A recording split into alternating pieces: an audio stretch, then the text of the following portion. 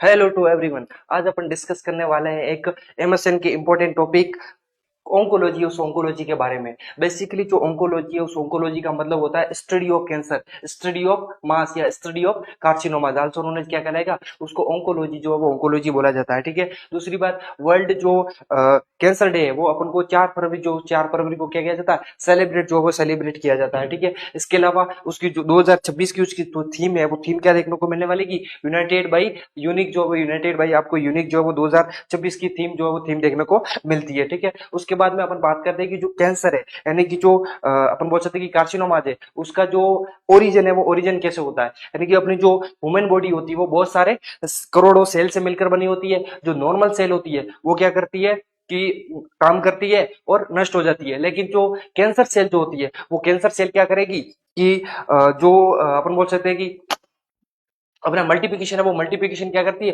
रोकती नहीं है, यानी कि वो अमर होने का नाटक जो है वो नाटक करती है। मतलब जो उसका डीएनए जो होता है उस डीएनए के अंदर क्या हो जाता है, म्यूटेशन हो जाता है, और म्यूटेशन होने के कारण वो जो स्टॉप वाला सिग्नल आता है उस सिग्नल को पहचानने से इनकार कर देती है, और उसका जो मल्टीप्लिकेशन है वो क्या हो जाता है, अनलिमिटेड है, वो अनलिमिटेड होना स्टार्ट हो जाता है। ठीक है। इसके साथ साथ में अपन बात करेंगे जो ऑन्कोलॉजिस्ट है उस ऑन्कोलॉजिस्ट की अब 3 डिपार्टमेंट जो है वो देखने को मिलते हैं। मेडिकल ऑन्कोलॉजिस्ट जो क्या करता है, कीमोथेरेपी यानी कि मेडिसिन के थ्रू जो है वो कैंसर को क्योर करने का काम करेगा। इसके अलावा सर्जिकल ऑन्कोलॉजिस्ट देखने को मिलेगा जो क्या काम करेंगे कि जो सर्जरी है उस सर्जरी के थ्रू क्या करेगा, कैंसर जो है उस कैंसर को रिमूव करने का काम करेगा, उसको क्योर करने का काम करेगा। इसके अलावा आपको रेडिएशन ऑन्कोलॉजिस्ट देखने को मिलेगा जो एक्सरे के थ्रू यानी कि रेडिएशन, उस रेडिएशन के थ्रू क्या करेगा, उस जो कैंसर सेल है उस कैंसर सेल को नष्ट करने का जो काम है वो काम करता है। ठीक है। इसके अलावा आपको जो है वो जो इस ऑन्कोलॉजिस्ट के अंदर कुछ टर्मिनोलॉजी है वो टर्मिनोलॉजी भी देखने को मिलेगी, जिसका मतलब जो है वो मतलब हमेशा पूछा जाता है। ठीक है। सबसे पहले आता है ट्यूमर, जिसको अपन क्या बोलते हैं, न्यूप्लासिया या न्यूप्लासिया जो है न्यूप्लासिया बोला जाता है।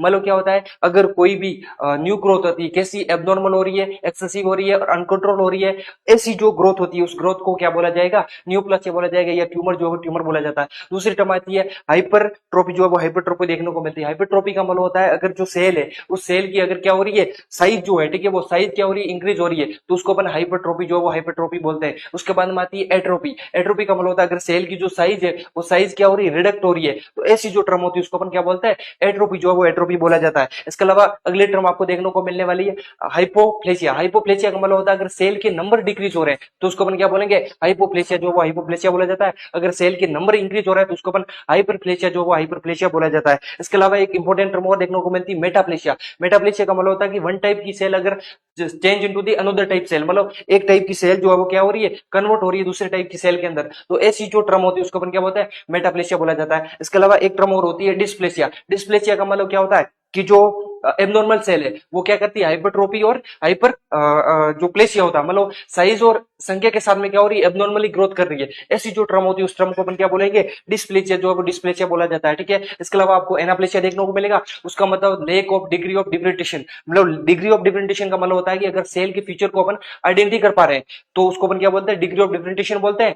एनाप्लेसिया के अंदर क्या आता है, अपन लेक यानी कम कम जो है वो उस कम सेल के फीचर को जो है वो आइडेंटिटी कर पाते हैं, ऐसी जो टर्म होती है उसको अपन एनाप्लेसिया जो है एनाप्लेसिया बोला जाता है। इसके अलावा आपको एक टर्म और देखने को मिलती है जिसको अपन बोलते हैं कार्सिनोमा इंस्टीट्यूट, यानी कि जो एक प्री मैरिगनल कंडीशन होती है, और जो बेजल मेम्ब्रेन होती है उस बेजल मेम्ब्रेन के ऊपर वाली जो सेल होती है, यानी कि कैंसर से जो पहले वाली कंडीशन होती है, मतलब मैलिग्नेंट से पहले वाली जो कंडीशन होती है उस कंडीशन को अपन क्या बोलते हैं, कार्सिनोमा इन सिटू, जो है वो कार्सिनोमा इन सिटू बोला जाता है। ठीक है। इसके अलावा एक टर्म और आपको देखने को मिलने वाली है मेटास्टेसिस। मेटास्टेसिस का मतलब क्या हो गया, कोई भी मैलिग्नेंट सेल होगी जो कैंसर सेल है, ठीक है, वो क्या करेगी, दूसरे ऑर्गन को सेपरेटली जो है वो अलग करने का काम करेगी, और उसके साथ में वो क्या करेगी, जो दूसरा ऑर्गन हो गया या दूसरी जो सेल होगी उसको साथ में क्या करेगा, स्प्लिट जो है वो स्प्लिट करने का काम करेगा, एंट्री करने जो उसे एंट्री करने का काम करता है। ऐसी जो टर्म होती है उस टर्म को क्या बोलते हैं, मेटास्टेसिस है, वो मेटास्टेसिस बोला जाता है। ठीक है। इसके अलावा कुछ इंपॉर्टेंट क्वेश्चन और जो हमेशा एग्जाम में पूछे जाते हैं। ठीक है। अगर अपन बात करते हैं मोस्ट कॉमन कार्सिनोमास की, ठीक है, तो इंडिया की अगर बात करें तो आपको लिप और ओरल कार्सिनोमा देखने को मिलेगा